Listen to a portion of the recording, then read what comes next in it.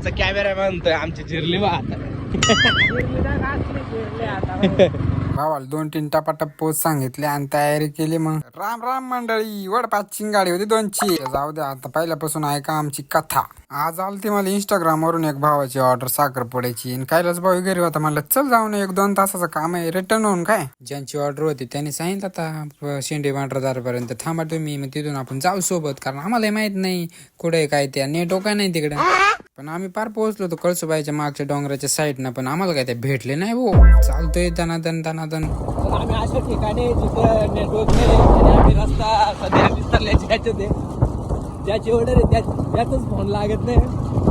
बघू आता जर सापडलं तर ठीक, नाही तर मग हाय शोधतो इकडे तिकडे.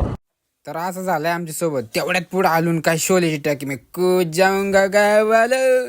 भार नुसता चालय पुढं ना. त्यालाही माहिती काय ना मलाही माहिती काय. नवरदेवाचा फोन लागा ना, इकडे रेंज आहे नाही ना, आमचा फोन बंद होऊन जाईल. आता असा दिसायला लागला म्हणला पृथ्वीच खाली झाली काय.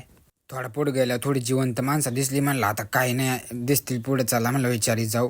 पण कायचं काय जिवंत माणसं लांब जंगलात पोहोचलो ना आम्ही. हम करे तो करे क्या, बोले तो बोले क्या. बस मित्रांनो, भासलो आम्ही आता. आम्ही आता भासलू. जिरली आमची आता. आमचं गुगल मॅप म्हणते आता एवढं पुढे तुम्ही बघा बा काय करायचं. आमचा कॅमेरा म्हणतोय आमची जिरली बा आता.